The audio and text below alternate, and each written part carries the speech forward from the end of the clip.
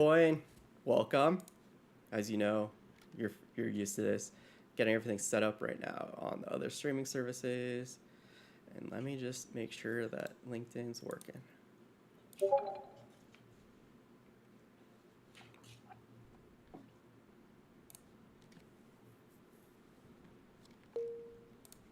Okay, this.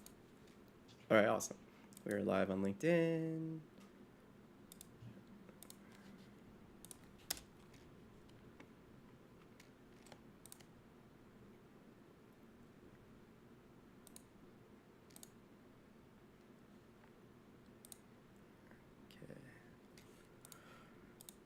All right. I want to welcome everyone that's joining us on LinkedIn, Twitch, Facebook, YouTube, and here on Start Mata. If you have any questions that come up, use the text chat to post them. Feel free to share what you got going on in the text chat as well. I will relay them to Lou, and we'll get you some answers and engagement. That's why Lou's here. Lou, please introduce yourself. Hiya. My name is Lou Timlin-Broussard. I am the founder and chief creative officer of NRH Innovation, NRH standing for nuanced, resilient, and holistic. I am basically spending a lot of my time nowadays moving from being a foundational sort of product designer, product manager, and into being a full scale creative. Really understanding more about life transitions and understanding more about what it means to really take the leap as you start building your startup, as you start building your life's work. And adding support where I can. So, my background is in design primarily. I am an anthropologist by training. I have been at the founding kind of component of over 10 global startups, really big names, through my experience in Boston Consulting Group and its digital ventures or its venture studio practice. In the meantime, I also have spent time basically engaging with about 30 startups as an ongoing advisor and director, the most of them in the early 0 to 1 stage, just trying to understand, hey, how can I not only get my sort of founder baseline correct and set, but also how can I start moving forward in terms of that growth, in terms of telling that story well, and in terms of understanding, what my next steps are to really get the funding that I deserve. And so, really excited to be here. Ask me anything, either about, being able to find product market fit and sort of how you can think about finding customers and engaging with customers. I spend a lot of time on ICPs, initial customer profiles, and really who those ideal customers are. And then also translating insights into product features or anything of that nature. And then finally, creativity and burnout are something I'm really passionate about. And so if you have any questions in terms of like, hey, I'm really struggling here, just know that I'm not a doctor or your mom, but that I would be happy to help if I can. Yeah, that's the Thanks for be. having me, Gary. Oh yeah, of course. I'm very excited that you're here.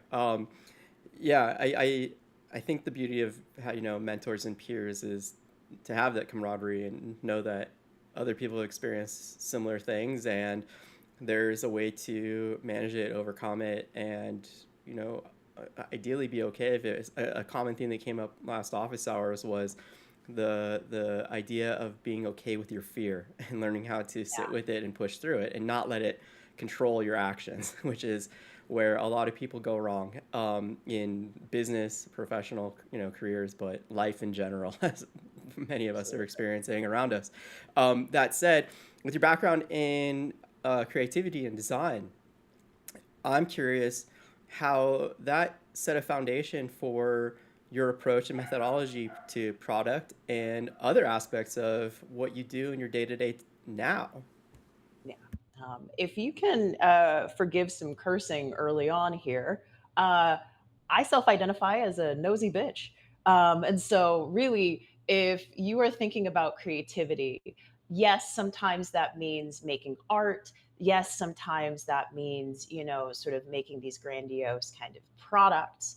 But oftentimes, creativity starts with just being curious, curious enough to explore and curious enough to trap down some sense of what you're learning around that exploration and allowing yourself to really breathe in all of the ideas that come from learning more. And so the way that I tend to think about sort of building your product, right, is first of all, who is your target audience? Who's your target customer? And I don't just mean who's your target customer, let's be cute about it, tell me about the one housewife in Peoria that's going to be able to really love your AI enabled sort of component here. I mean, how many of those target customers exist? And what are their problems? If you can be in a situation where you have access to them, that's the best of all worlds. Ask them about their problems. If you can't necessarily get that access super easily, use tools like Reddit, like, PubMed, like Google Scholar, like YouTube to try and understand as much as you can, and really live and breathe your ICP's life, right? And as you do that, keep a journal, really simple, of what are you learning about their problems and what does that inspire within you.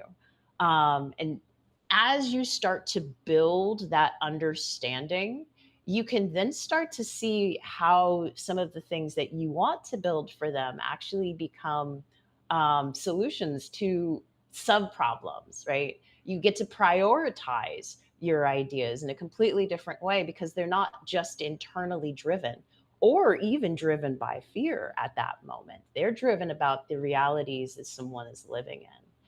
And then finally, as you start to really push and start to design some of those solutions, going back and understanding whether or not your solution is right is kind of it's obvious, and also it's yet another place where quite a bit of fear kind of comes in. I have built something, I don't want somebody to say that it's the worst thing in the world. And so kind of riding through your initial sense of like, oh no, someone has told me I haven't solved their problem, and again, digging back into that curiosity of, okay, what works here and what doesn't? And can I have a conversation with this person about what would solve their problem? Given the fact that I've created essentially a prototype or something that allows for us to have a deeper conversation than just tell me your problems.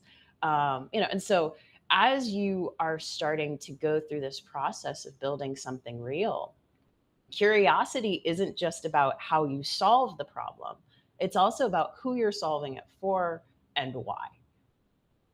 I love all that, and it brings up a couple different, related topics. But one of them that I think is important is also being aware of not creating more problems. And this is where a lot of early founders go wrong: is they may lack some experience in the field, in the industry, the market, with how those people that they're trying to serve are actually doing their day-to-day task and what those workflows look like.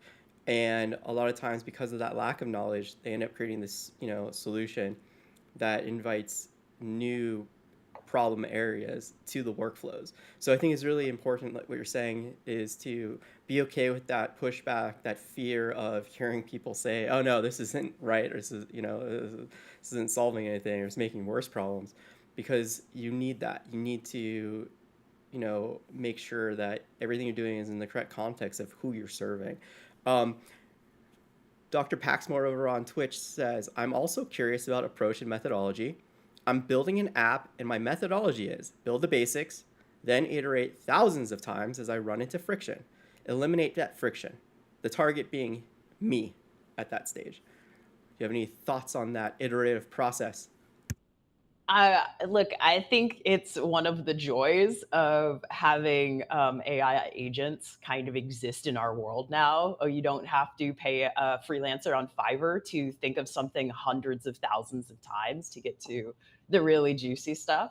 But I would suggest as you iterate these thousands of times, thinking a little bit about what works and what doesn't in those iterations and really training your eye and um, starting to build your opinion around, okay, which of these is good and what does that goodness represent. It's hard to describe this in a way that isn't, super abstract, so I'll try and be as tangible as possible. um, I may be in the basis of like trying to write thousands of blog posts right now, thanks to an AI tool that, I've iterated on hundreds of times. However, every time I've iterated with that tool, that concept is not just, okay, I've got one of these, it doesn't work. The concept is to sit and say, okay, what about this works? What doesn't? And how can I run experiments around that thing that doesn't work? So if I want to write a business blog that's going to be, all of these things around strategy, how do I make it relevant to me, my ICP, right? Well, actually, what do I need from it? And if I'm not getting that in my iterations, how can I think about the problem differently? And sometimes, how can I be really flippant about it? So, yes, that does mean that I have created a blog that's set in the Boss Baby universe around like business strategies. Like, what would those babies be reading in Forbes, right? But I have done that exclusively so that I can understand what is it about this kind of approach or this kind of solution that works, and how can I take that inspiration and use it in my real product, the thing I'm actually writing. So to sum up, yes, thousands of iterations are great. But if those thousands of iterations aren't being kind of, tracked through and being kind of tested in terms of what works about them and what doesn't, sometimes it's a lot for very little. Prioritize, spend a little bit of time with what you're doing. So. A lot of this too is kind of touching on methodologies and also the concept of design thinking, Mhm. establishing very clear goals for the results that you want to achieve with whatever this is. And that goes back to like, your background in art creativity and my own. I have a photography degree. When I was at school too, when we make a photograph, it wasn't just like, here, take a photograph of like, this person, but it was like, okay, we want to create a portrait of this person to elicit these emotions, to achieve this goal for the viewer, because this photograph is going to be used in this ad for this, thing. It needs to represent these, this lifestyle, this, culture, whatever it is, right? And so I'm curious with connecting ICP with design thinking and product. Um, what's like your methodology for establishing what those intended goals are, and how would you Yeah. like explain design thinking in that context for people that are new Yeah. to this? I really love that question. Lots of folks like to think design thinking is dead. It is not. It's just really compressed, right?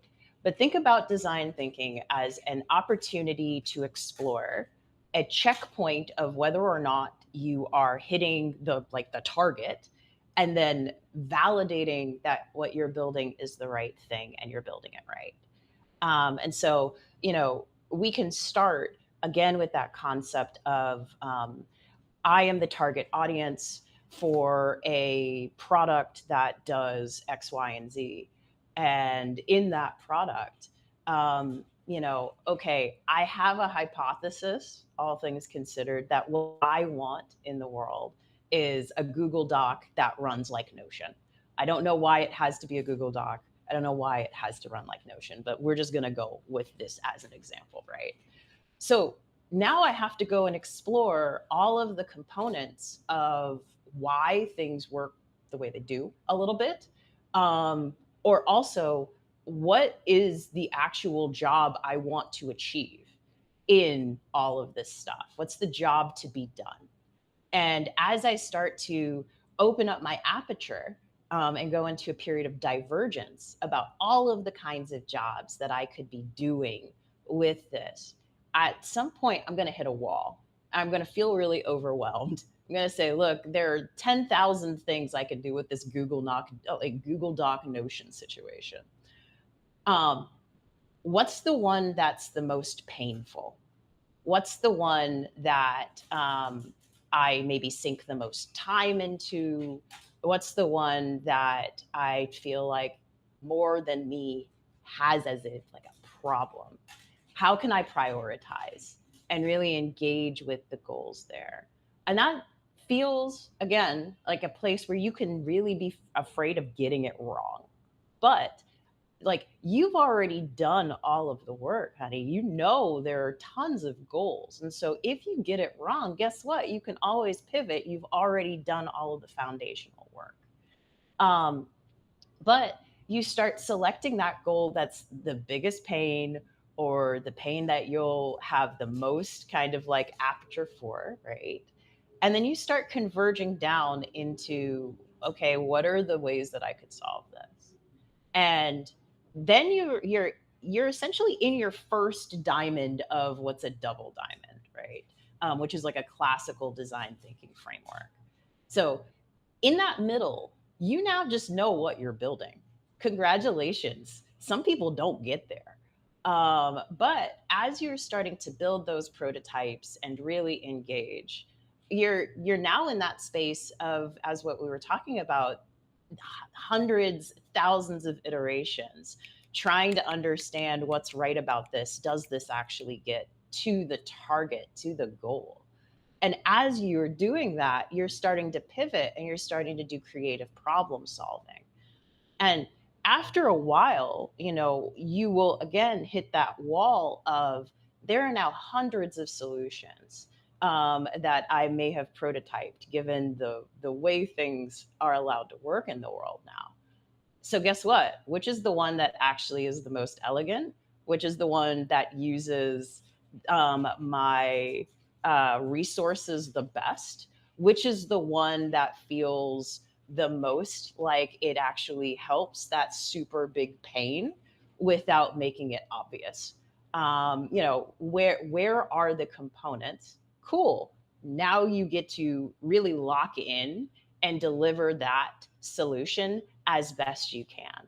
And so that's the entirety of the double diamond, exploring, like diverging, converging into kind of narrowing down towards a target goal, understanding what you want to build and giving yourself permission to build and explore, and then locking in on what that true solution is and seeing it through, that it actually solves not only your problem, but it's got legs and it's built to last. Hopefully that helps. I think it does. This is great. I also shared a link to Double Diamond design tool for people to check out. I know nothing about the organization I linked to, but it seems like it's cool. Got a free tool. Check it out.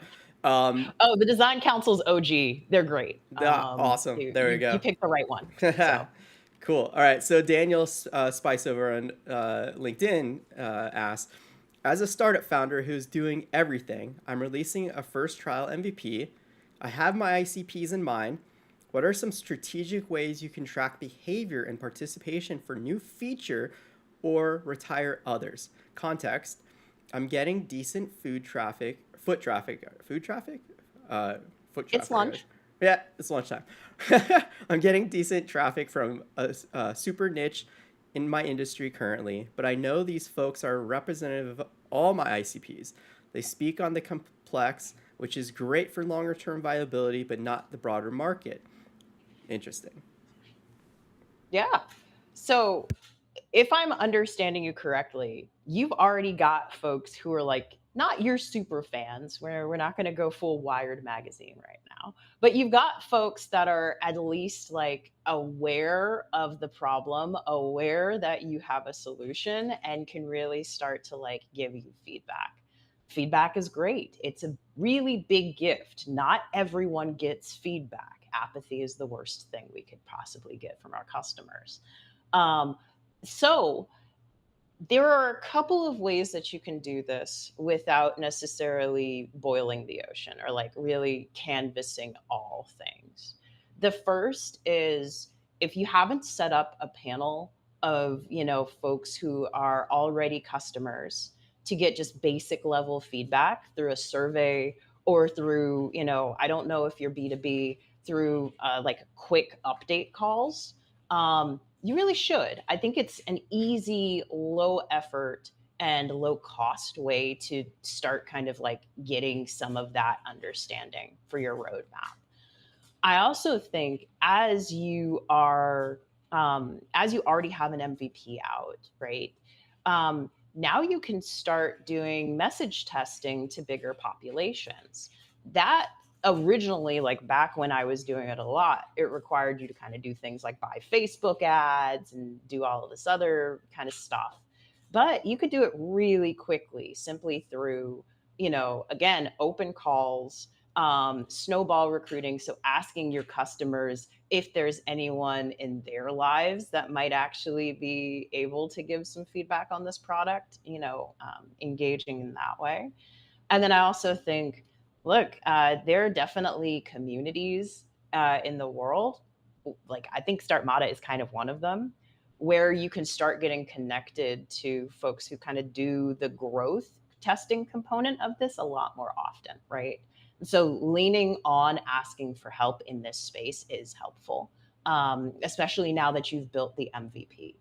Um, I think the last thing I'll offer is while it seems a little counterintuitive to just be like, yo, put this shit on Reddit and see what happens, um, there are places where that actually can be helpful. Again, you want to have a list of your features that you think are on your roadmap and be able to kind of engage and test in real time about which of those, quick blurbs actually makes sense to folks.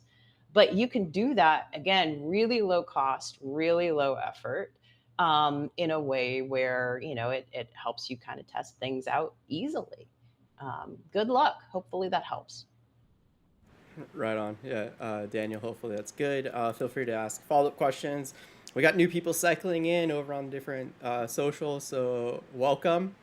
If you have any questions for Lou, post them in the text chat. I will relay. If you want to just share what you're working on and get some general advice, insights, feedback, feel free to do that too. Lou's profile, LinkedIn profile is attached to the events. So if you aren't familiar with Lou and Lou's background, check it out. It's a vast number of different incredible topics to dive into with Lou's experience. So yeah, don't be shy. Lou, I want to touch on, let me think here, because yeah, there's a bunch of fun stuff that comes up. Like, yeah, I guess going back to iterative process and just methodology in general, when you're iterating, you're running a series of experiments. You brought it up yourself. You have a hypothesis, and your job is to test that hypothesis and see how close you were, if you were close at all, and maybe you got lucky and you're right, right? But to do this more effectively, what sort of documentation do you recommend, or do you recommend any documentation? I know this is like a hot topic with a lot of different entrepreneurs, especially younger ones. Let's keep it simple. Again, I just keep a journal. I also think this is the kind of thing that, a risk registrar or any other, lightweight spreadsheet that's just like what I think is going to happen. What happened? What can I learn from the difference? So, like, let's just go, full after action review, right? Like, you don't have to spend hours of time setting up the perfect system to get that answer, right? Um, and also, I want to encourage you to lower your own bar on what a hypothesis is. Like, I think everybody probably went through that high school chemistry experience where a hypothesis had to be super founded for it to qualify to start a test. Now, obviously, don't blow your eyebrows off, but that sense of my hypothesis is there's a gap in the market around folks with burnout trying to figure out what's next. Cool. That's a basic hypothesis, honey, right? I can do a whole bunch of research on my competitors, and that can be a set of learnings that get thrown toward that hypothesis. What did I learn? I can also just go out and talk to burnt out girlies, non-gendered, of course, right? And there it is also, again, what did I learn? And within that, I get to continuously update my way of thinking and how it's going to nuance my product. Um, I know that for some folks, the vibes are high and like we're moving a mile a minute. It's absolutely fine. Again, think about it as you are updating your vibes. Your vibes are iterating as well. You are in a space where you are being inspired to push in certain ways given the environment or what you're learning. All of those are important, and it really doesn't have to be as you're sort of in your early days, it really doesn't have to be super ornate. Now, the risk you will run, however, if you just keep it light, is, once you start bringing other folks to the table, you have no way to read those other folks in. And so that sense of, well, how did you get to this answer? Becomes a lot more wishy washy. It doesn't quite build trust in your organization. And it makes a lot of your first few conversations about what you're doing, what's your ICP, how you're solving your ICP's problem, and why this is the solution they'll go for, makes it a little bit harder.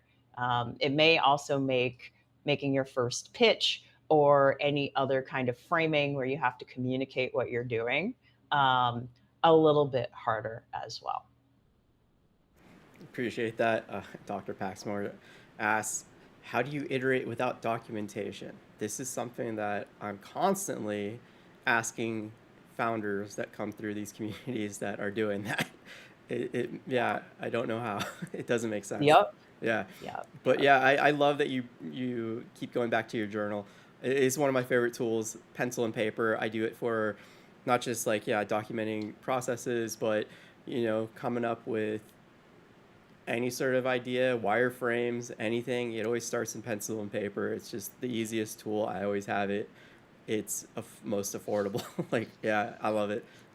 And frankly, you don't have to open up another screen. You don't like I am a really big believer in process documentation that doesn't require me to open Google Doc, Notion, or any of those other things if what I am doing is, a creative endeavor. So instead, the way that I spend a lot of my time is through things like Cocoon Weaver, and spending time actually just voice noting and getting the automatic transcript alongside my process documentation in my notebook, really having these lightweight tools, given the fact that we do have so much around us that's ambient AI capable. And so as you are iterating, to your point, right, having that sense of like, I don't like it for these three reasons, and I'm going to then test for these other three reasons. Having that as a voice memo that you can then store into your Notion if you need to, that's absolutely fine.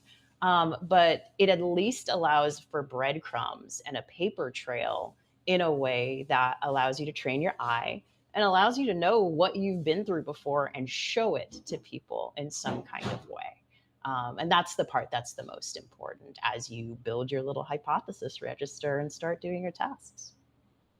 I love it.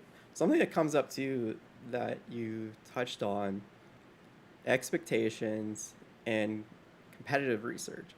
And I think a lot of people, and I bring this up often, but a lot of people don't understand that when they're creating a product or a service, a lot of their success is going to depend on how well they meet expectations in their intended customer. And a lot of those expectations are set already based on what they're doing in the world today with other Right. competitors, or what they're trying to cobble together to obtain a certain benefit or experience that is lacking. Right. With that in mind, when you're doing that sort of competitive research or trying to understand the expectations that people are bringing with them, how do you go about establishing that and doing that research? Yeah. Again, and I will gently, point you back towards, core belief one, I am a nosy bitch. And so I am always, especially as I'm thinking about my ICP when I'm building, I'm always spending time just Googling, setting up alerts, reading what the current state is, not to spoil my ideas or, anything of that nature, but to understand what is and where are the gaps, right? Um, and, don't get me wrong, I am someone who uses tools like Propensity and, sort of Claude to really think through what are some of the further afield kind of things that I may have blind spots on in my competitive research, but I don't outsource that fully. And I engage in a way where this is the ex consultant in me. Like, I engage in very deep teardowns. What's your business model? How much does someone have to put effort into this? Is your ICP my ICP, and why? Why would I know that, and how would I know that through you, right? And so there's a lot of, I will admit, overthinking that goes into it at times. But again, this is part of that iterative process. Um, I'm also a really big fan, especially in that first part of that double diamond, of just asking your ICP how they solve the problem today, right? Um, I'm building a pottery studio, like a ceramic studio on my balcony. I don't own my space. I'm a renter. So that means I have to go and create a set of solutions for myself on my balcony. Now, somebody could come and say, look, I have a small space studio, blah, blah, blah. Like, would you like that? And I would be like, what's the cost as a potential ICP? But you could also come to me and ask, look, you seem to be in the ICP. Here's the problem that I'm seeing. How did you solve it? And then we've got like a 45-minute conversation where I am just dropping knowledge on you for pennies on the dollar, right? And knowing how your ICP already solves the problem is equally as important as understanding why your competitors are solving the problems in the way that they are. These two are part of the foundational secret sauce to every product, regardless of if it was vibed or not. And so yeah, it's part of the work to be done. It does not require you to invest gobs of time, but it is something that you should actually engage with as you're building and going. I love that so much. And it's another thing that comes up often with people trying to build. They spend a lot of time asking hypothetical questions instead of questions that establish past and current behaviors. And that's what you just highlighted. Instead of asking, hey, would you be interested in this? You ask them, hey, what are you doing to find this? What are you doing to get this? And it's so much more powerful. And the data is real instead of hypothetical in their brain, being like, oh, well, eh. So it's just so important to make that distinction too. Daniel asks follow up. What are some key metrics to track for SaaS products like returning users, engagement?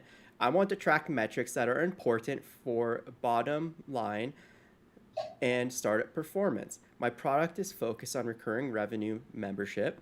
The goal is for users to be active active monthly, and there is incentive for them to return. Okay. So if I'm understanding you correctly, and correct me if I'm wrong, right? Engaging in relation to SaaS products is different than engaging in relationship for like membership products. And so if I'm hearing you, you are actually engaging with the software, not the membership. I could be wrong, right? But my answer is going to actually be very different for either of those models. They could be combined, right? But the key metrics to track for a SaaS product is like daily average users, monthly users, time on site, how effective they are in that time on site. Another good one is how many customer service tickets are being, like filed in relation to the SaaS solution.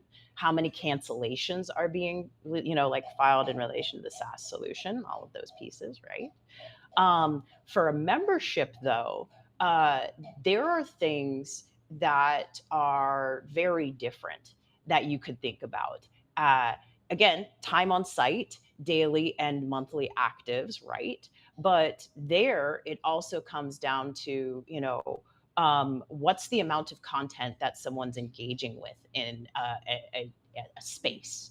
How many connections are they making? Over the course of their membership? Are there opportunities and spaces around, places they're going elsewhere and referencing in your membership or on your platform? And engaging with, what are some of the sort of further afield pieces that are in those conversations, right? Customer service tickets or questions for your team or anything are a little bit different in relation to your bottom up or your top down metrics for a membership. Really think about it as like the SaaS version is I have taken something off the shelf, and I'm using it myself. A membership is more of purchasing a community stake. And so, what's in that community and how many folks are actually engaging with that community becomes as important as how long it took them to, do X, Y, or Z. And then finally, if you are not tracking metrics like how many clicks does it take to get to the answer, um, all of those structural solutions based ones, they should be tracked, because those are the places where you do get customer drop off. They are the places where you tell your customer in the design what you think of them. And so, some of those structural kind of pieces can actually have massive long tail impacts on, your end of day kind of what are the key metrics that you may be thinking about in terms of growth. Hopefully that helps.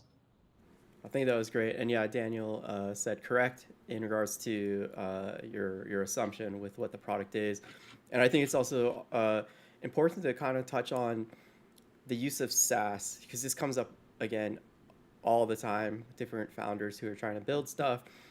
They describe their business as SaaS, thinking that that alone is describing what the business is, when SaaS can apply to software in any industry, any market, any field. It doesn't really explain anything at all. All it's telling people is that you're using this business model to generate revenue on a recurring basis. That's how you're getting paid. But that's it. And that could be anything. So I do appreciate, like, yeah, like how you dug into more of the distinction of, okay, this is a membership, software, and how you also touched on the software's automating systems. And there's different metrics to, pay attention to in regards to the designed goal that you want people to have with these, different services, tools, products. So very, very insightful. And Daniel says thanks. So great job. Uh, Yeah, I missed a funny comment from Dr. Paxmore over on Twitch when you're explaining how you're a nosy bitch up in people's business. Dr. Paxmore asked, "What is their business?" Yeah, their business is how they live their lives and also how they solve their problems, how they engage, and what they actually are doing in trying to solve their problems, right? And so the reason why I like to frame it up that way is one, I had in my master's program, it was a little bit like ninja training. And someone got asked, why are you here? Their answer was just like, I'm a nosy bastard. But really, it was that concept of I am naturally interested in how other people solve things.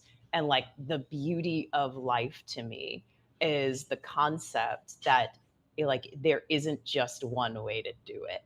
And so being able to have the conversations and being able to do that in a way that isn't judgmental, but it is certainly like asking why and asking, can you show me? And asking, would you mind if we did it together?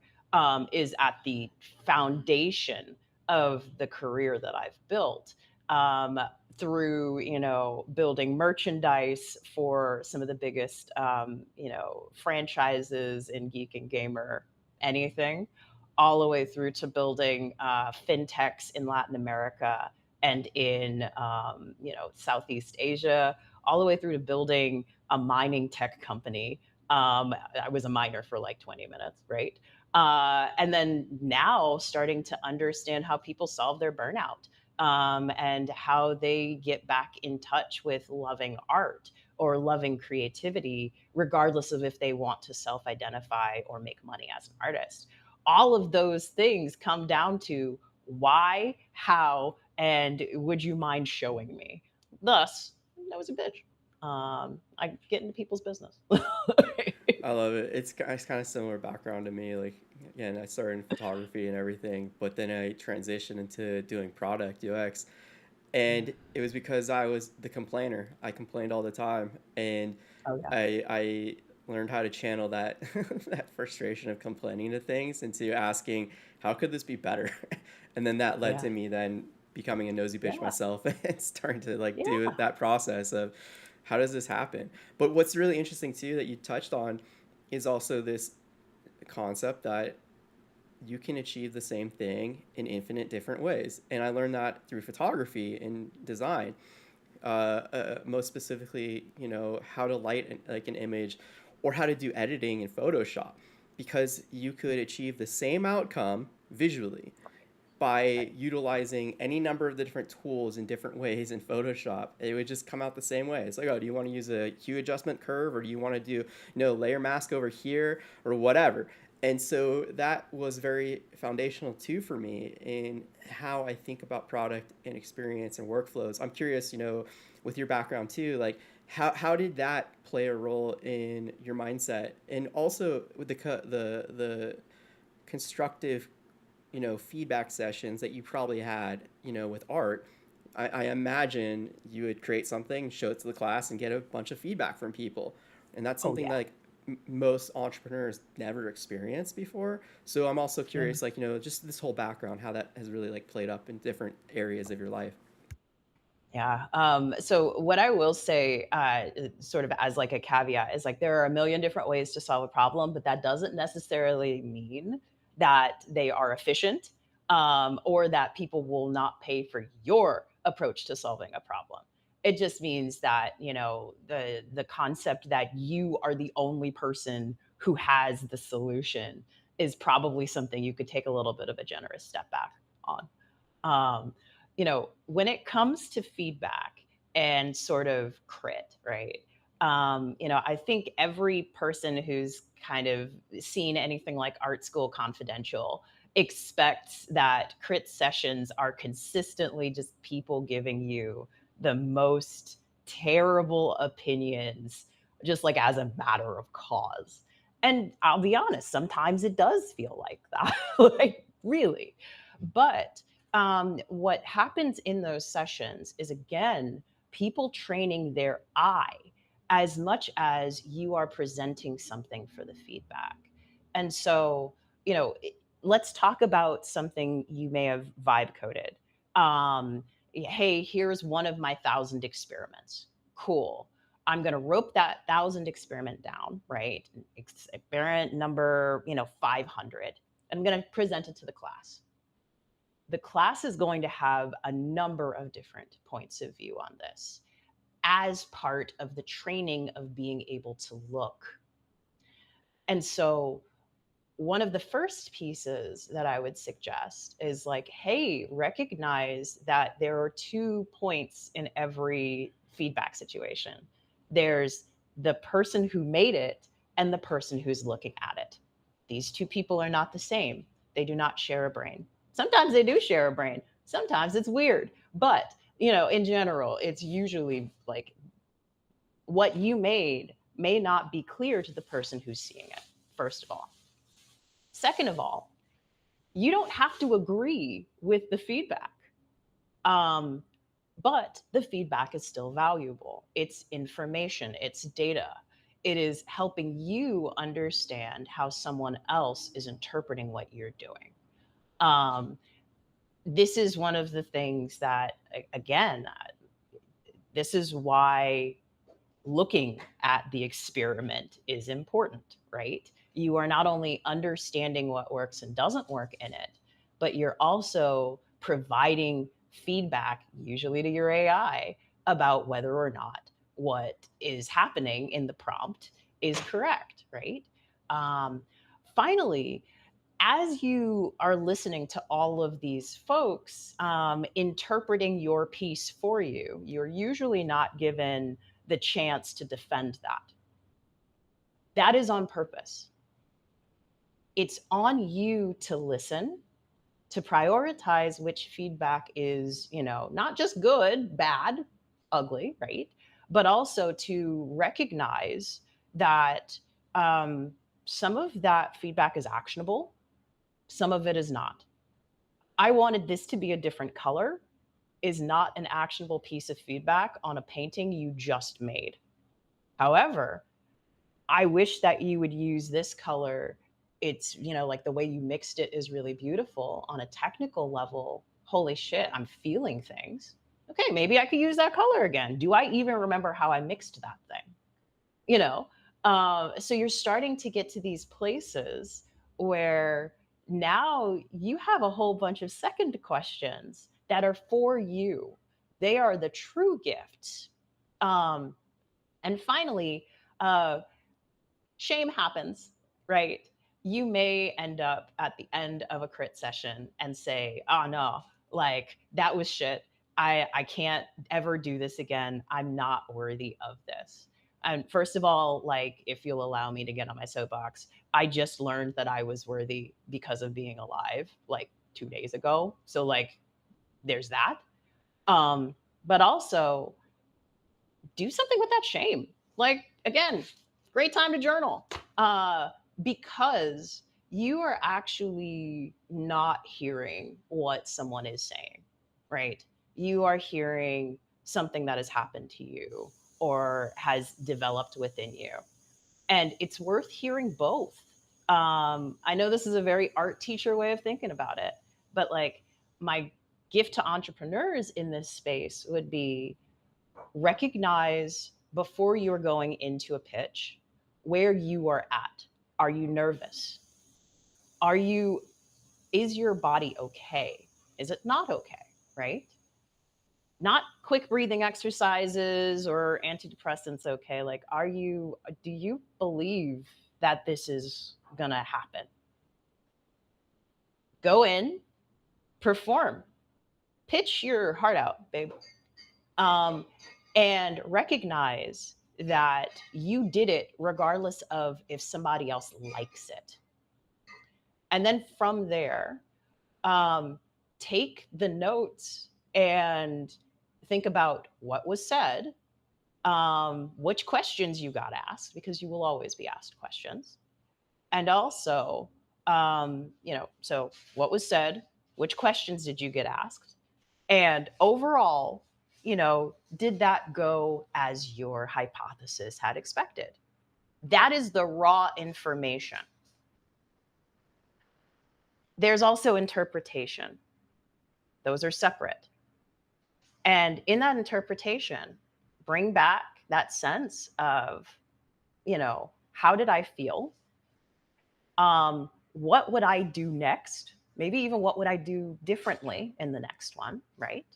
And also, what questions do I have about moving forward with my product? This isn't meant to be an opportunity to pivot if it's not an opportunity to pivot. It's meant to be an opportunity to reflect. Um, so, overall, check in with yourself, perform, take the raw data, interpret. All four of those are essentially the process that happens in a crit. You can use that process too. I love that. I love that a lot. And it's highlighting the importance of developing your skills for compassion and empathy, not just to, others that you're trying to connect with or sell to or build relationships with, but also for yourself. And at the heart of it, it's about being very responsive and in control versus reactionary. Again, common theme that comes up often. But yeah, you as a business leader, you do not want to be someone who is pivoting just because you feel like you have to, or you feel pressure, or you got some bad criticism about what you're doing. Because if you're doing that all willy nilly, you're gonna be just all over the place. And I was a co-founder in a startup that had a main co-founder who was this way, and we'd be 8 weeks through a 10-week build, and all of a sudden the competitors are doing something. We got to drop what we're doing. We got to do this now, and it was like the most chaotic, heart-wrenching experience because me and my team, we would put all this work into something and never see it accomplished and completed. Right. And it was so wasteful. It destroyed morale. It destroyed any sort of faith in leadership. It was Right. horrible. And it led to all other, masses of problems. But yeah, it's just, the more honest you are with yourself and the more proactive you are in addressing those, character traits that you're experiencing that are leading to being more reactionary, the better position you'll be in to be successful and in control. So I love this so much. And the other thing that was really great is recognizing that all this, data, this feedback, yeah, someone's saying, hey, I don't like that color. That's not really actionable. But being able to ask those follow-up questions, well, why don't you like that color?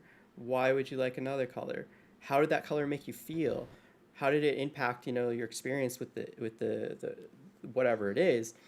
You start to uncover all of these deeper, more meaningful data points to better understand who this person is, what ICP they represent, right? Their demographic profile, their psychographic profile, which is the most important aspect of, learning who these people are.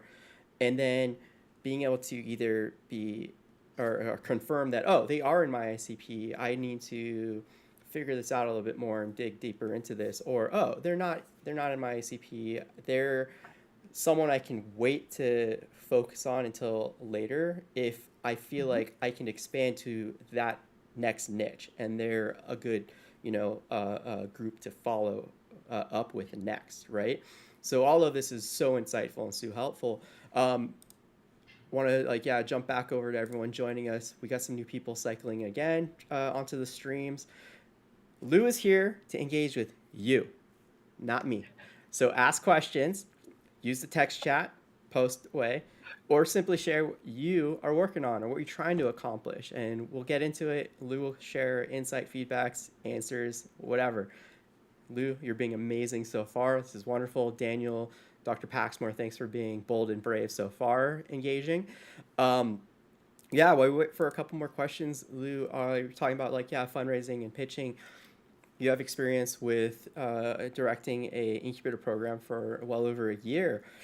Yeah. And there's a lot of early stage founders who are applying different programs, but also something like we talked about this in the green room is a lot of founders think that they have to be working on AI or integrate AI into their product. I'm curious from your perspective when you're looking through applications and trying to decide and do the due diligence of who to accept in the program, how does AI or seeing AI attached to the name, the product, how does that change your feeling and opinion about the company for good or bad? And how does that also change the due diligence process? All right. So I'm hoping that the conversation we've had has kind of shown that uh, being a reflective person is kind of the easiest way for me to make decisions for myself, right? Um, and so when I'm looking at an application that says that it uses AI, right? Um, I get curious more so than I immediately say A plus or like absolute no, right? The question of what AI are you using? Not in terms of the LLM model or anything super technical, but just like what AI are you using? Is it generative? Is it not? Right. Um, and then also, what are the capabilities that the user is allowed to like unlock using that AI? I think both of those become front and center to how I assess whether or not I'm curious about the rest of the story. So I'll give you a really great example. Uh, you know, a startup wants to use generative AI, like a closed loop generative AI, to help couples um, work through divorces. Like, okay, what are the jobs to be done in a divorce? uh, what are the jobs to be done for this particular ICP? Guess what? That's, working through the emotional stuff. That's working through the physical stuff and the divvying up of their property. That's working through the legal stuff, right? So, absolute core. Cool. Does Gen AI actually make any changes to how that solution gets done? Does it, make it cheaper? Does it give more comfort? Does it get things done quicker? Does it do anything in relation to that? Or are you a divorce platform that's got some Gen AI stuff on it to say you guys are with the trend, right? How are you engaging the trend? How is the trend actually impacting your ICP in this case? Um, are you solving the problem? And I think a lot of this comes down to, you know, for larger companies, right? There's an incredible amount of data and there's an incredible eagerness to collect data. And so the concept of putting an AI on the data is sort of helpful, but it's also hopeful. There's a hope that we can find something new to do with the data. And so if I can't find where your ICP gets impacted by the AI, where you are cutting time, hassle, or anything else out of the process using AI, or you are opening up the aperture, you are making new, unheard kind of framings of it using the AI, then my brain immediately just goes to, okay, what's the goal of having this here? And is the goal literally just to mine the data? Um, I I have asked that to people before. It maybe goes well, it maybe doesn't go well, but it's that concept of I'm neutral about it until I can understand why it's there.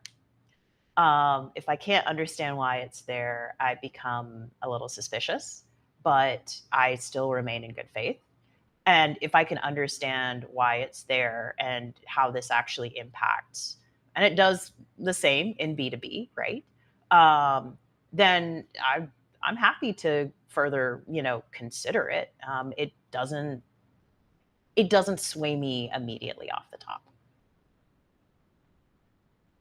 Appreciate the insights on that too. It's yeah, again something that's very very uh, hot right now with people just trying to jump into it and use. So hopefully that helps people who are trying to apply to programs or find funding and really ask the deeper questions about, yeah, how is this impacting the company, the product, good or bad, liability, or automating things to improve. Brennan Cardone asked, when exploring funding, what do you think about the different vehicles now available, primarily for a company that has good revenue and is self-funded, but is seeking development funds to build a new product that the current customers have already validated? Yeah. Um, so I think one of the things that I ask as someone who's not necessarily in the fundraising world full time, right, is just, what are your intentions for growth? Like what do you actually want help with, right? If you're just saying, look, I'm gonna take it to 4,000, like we're going to the moon, I would suggest, you know not necessarily taking a step back with your people. I would suggest taking a step back as a founder and understanding what are those vehicles that are going to take it to 9,000, and what are you trading for that level of hockey stick growth, right? Um, that's not to say that I deeply believe everyone should bootstrap until, the cows come home. But I do think it's that, funding comes with strings and funding comes with expectations. And so, your hypothesis of I want something with limited expectations may be proven that actually, no, you can't get to 9,000 as quickly with that case, right? Um, I also think there's there's always going to be folks who are actually better suited for debt. There's always going to be folks who are actually better suited for bootstrapping. But there's always going to be folks who are actually in need of a VC that is going to come in and like utilize you as a portfolio company.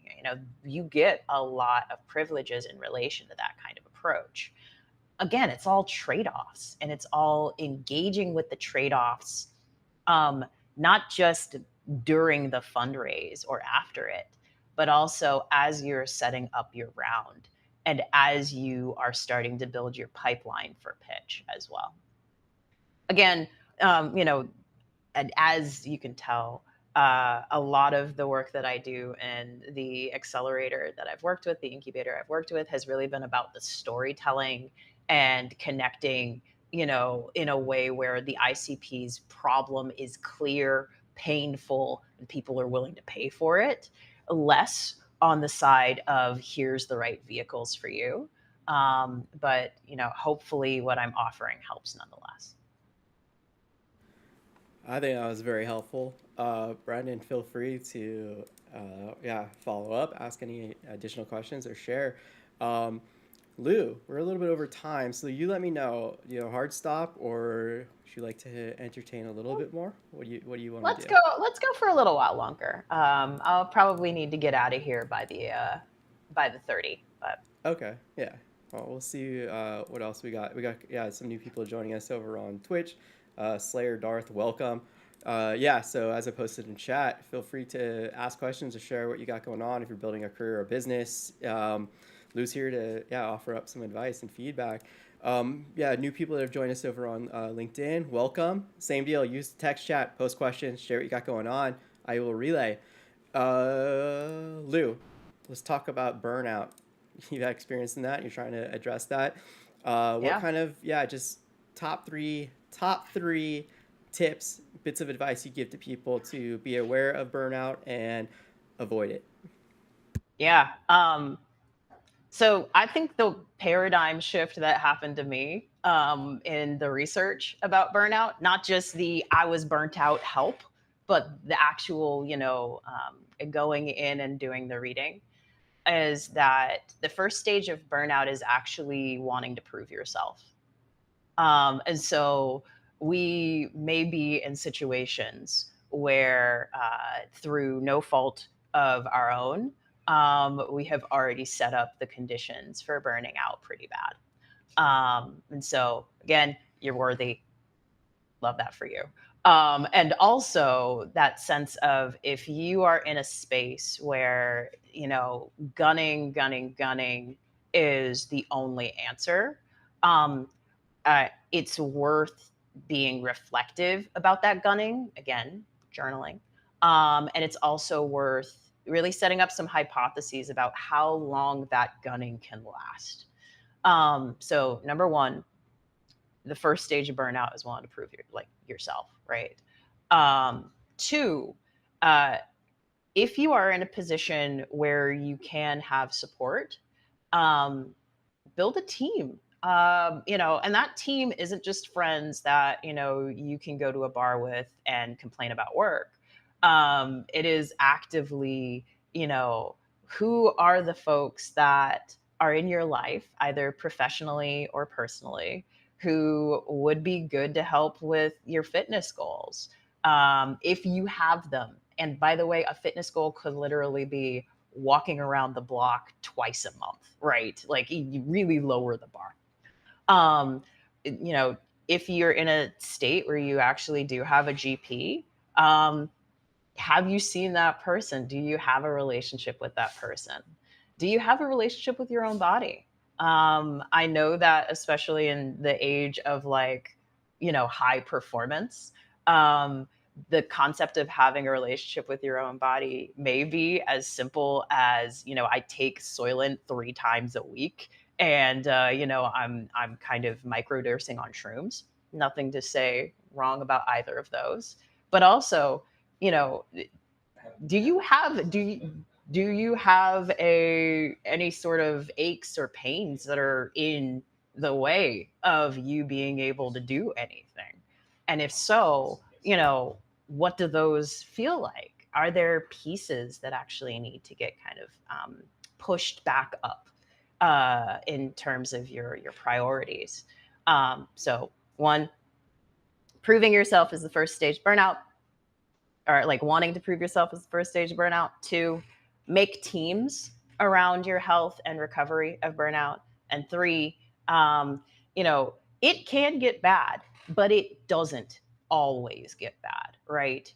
And so if it always feels like, look, reality's fracturing anytime you hear bad feedback, which is what kind of happened to me, full disclosure, like, that's bad. You should work on that. And there are a number of ways that, you can. But also, if it just feels like every time you get in your car or every time you open your laptop, there's just a sense of anger, dread, sadness, or discomfort that isn't just, like, my chair sucks, you could probably start working on that. What that might mean is, making sure that you're eating and you're sleeping, making sure that you have people in your life that love you in a way that isn't just transactional. And also go outside. Um, I don't just mean touch grass, I mean actually spend time appreciating the fact that you are alive, separate from whatever you're trying to deliver. So, yeah, hopefully that is, just like the top three things that are quick. But I have been doing an incredible amount of research in this space. We can get into weird stuff like nervous systems and, core beliefs and interpretations of reality and perception and changing your perception of things. All of those are much further down the line, but you just got to start somewhere and start in your body.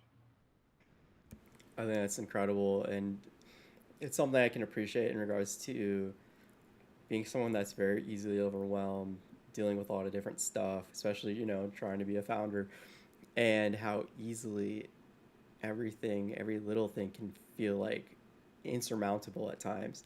And yeah, starting with the most simplest kind of like, to do list task, like, oh, yeah, just get up and walk around the block. Like, okay, that's not a huge thing. It can still feel like a lot, but Yeah. yeah, it's much more obtainable than being like, oh, I need to run 5 miles every morning. To like, jumping right to that, it's too extreme. So it's good to keep in like that like self awareness of, and this goes back to everything else, like just taking the time to properly contextualize your unique situation, your unique resources, and limitations, whatever those may be, because everyone's very unique, very different, and operating in different circumstances. That's very important. And it kind of touches too on what you're talking about with the first one, with trying to prove yourself. A lot of people are trying to prove themselves, to others, but often when they're doing that, they're creating this very idealized version, or idealized version, that is sometimes delusional. It's very out of reach from where a person is right now, and it pushes them to, yeah, burn out because they're chasing something that isn't obtainable, or at least not obtainable at this time. They need to set more healthy, obtainable expectations for themselves and others, and that too goes back to what we were talking about earlier. There's a couple things that comes up often in these different office hours that are very important. Learning how to set and manage expectations, learning how to set and manage deadlines, and then that open honesty with yourself and others, that transparency. But I loved how you also said there's a distinction between relationships which are transactional and which are just healthy relationships, where it's that camaraderie, that support system, that love, that compassion for others that drives the relationship. And what's interesting to you that you kind of called attention to was there's different people to fulfill different roles in your life.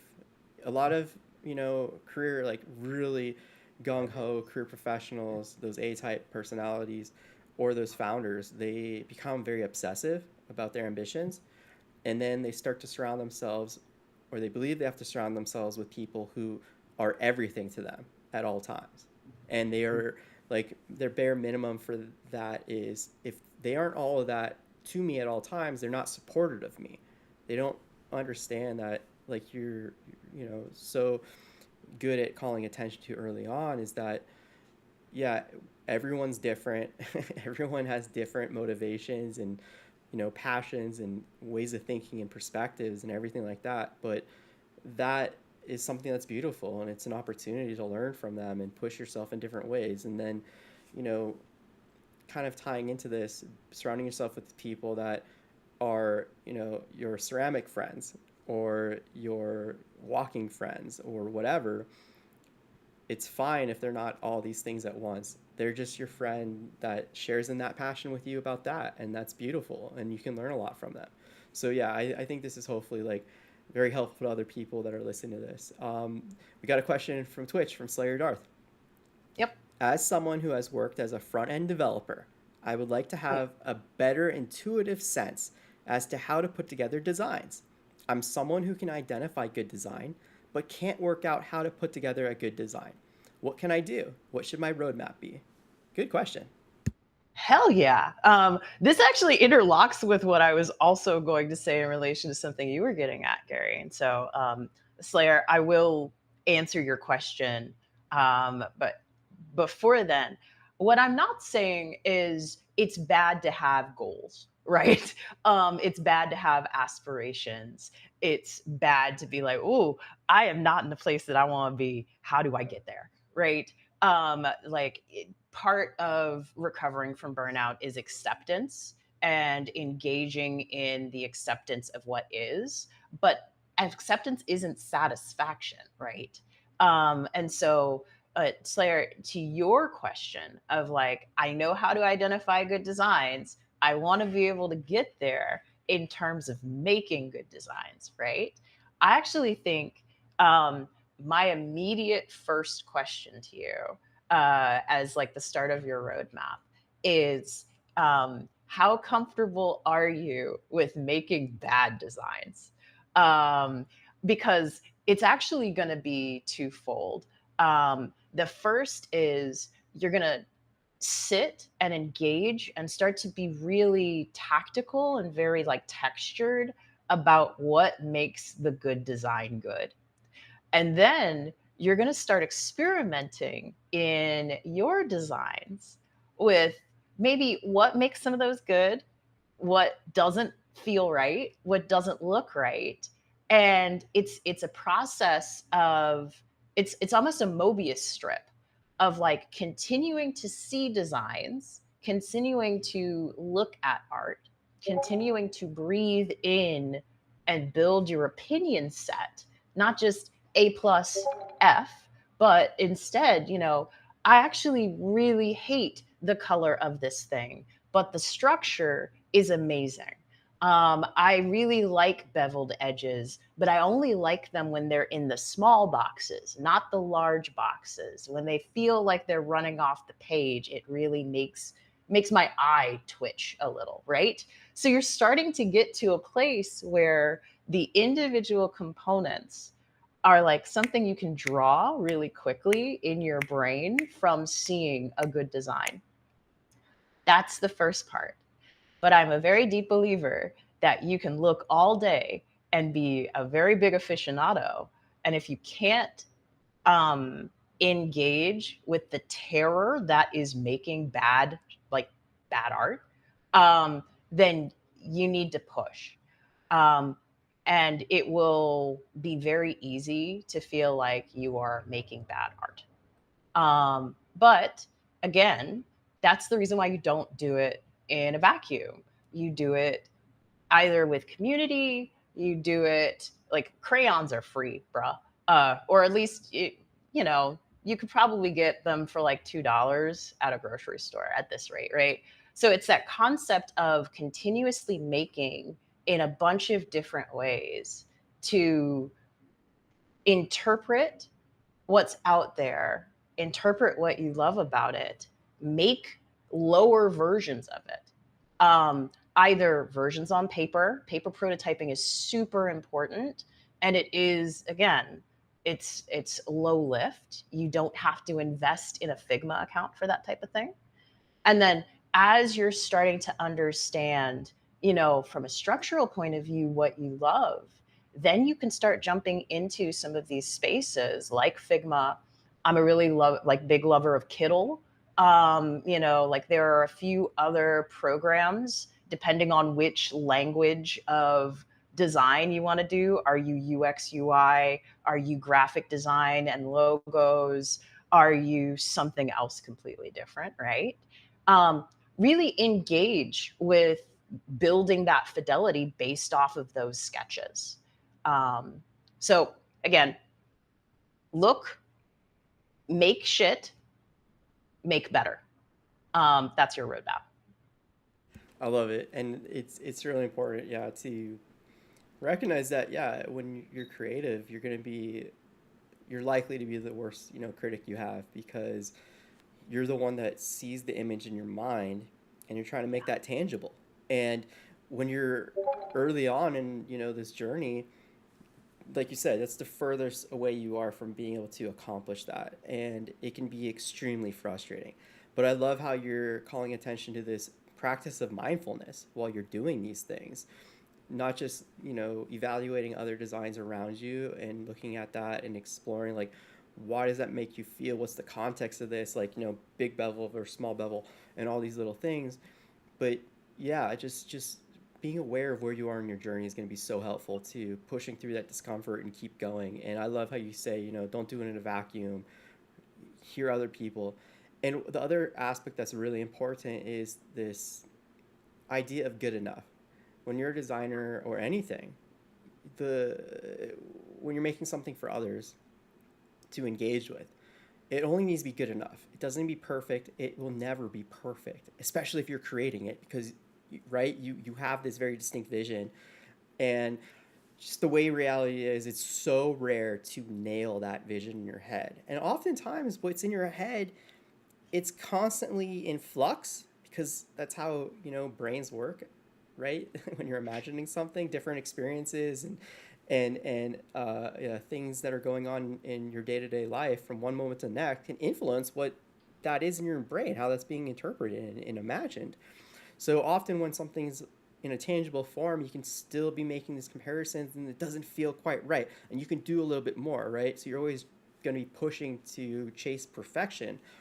And if you're doing that, especially early on in these journeys, that's where a lot of this analysis paralysis type of thing comes into play, where you're like, no, it needs to be better. I'm not going to act on this. I'm not going to release it or whatever. But if you reframe this thinking into, well, what's good enough to accomplish the goals, the intended design goals, the experiential goals I want people to have with this, then it makes it a lot easier. And when it comes to design, if you're working on a project and like in your case, Darth, right, you are a very experienced developer and you're trying to get better as a designer in like the graphic design side of things, sometimes you only need to do it good enough with the paper designs to first know if everything structurally is where it needs to be, like you touched on, Lou, and it makes sense as a user flow when you're making a product like this. And if it's good enough and you're still struggling to get it pixel perfect the way you want it, the beauty of getting it to a good enough place to communicate what it is that it's supposed to be doing and why it's supposed to be doing that and why you're using these different elements, even if it's not pixel perfect, you can bring in someone else to help. And because it's so far along, the the amount of work that they need to do to polish it up is much, much less. So it's going to require less labor hours on their part and less cost to you. So if anyone's a non-technical founder, this is something that's super important if you're going to be building a product, and bringing in help. Do as much as you can on your own. Put together all the blueprints, the wireframes, as well as you can. So it's good enough for anyone to look at and understand exactly what it is you're trying to accomplish and why. So then they can very quickly hit the ground running and take over and complete it. So there's a lot of different elements that you touched on, Lou, that I think are very helpful for different people in different capacities. So I really appreciate this answer for sure. And I want to add one last piece in here. Um, these answers are long and they might give you the feeling like, this is a 3-year like journey. It's not. Really it is, what am I seeing? What do I like about what I'm seeing? How could I use what I'm seeing in my current experiment? How can I sketch out something? Um, it's not quite right. Okay, that's fine. I can make another. And then from there, you start bringing folks in, you start building alongside them. And so this starts to echo back towards what documentation looks like and how you can actually do things like run thousands of experiments, or how you can like have ownership over those experiments through the documentation process, right? It starts to compress because that's the way that our world works. But all of it still requires you to have some sense of what you want and what you are doing in service of that goal and where you are in that process and where you want to be. And I think that's the part that folks sometimes see as, oh no, I got to dedicate years of work. When no, lower the bar. It's more about reps than it is about greatness in these kinds of things.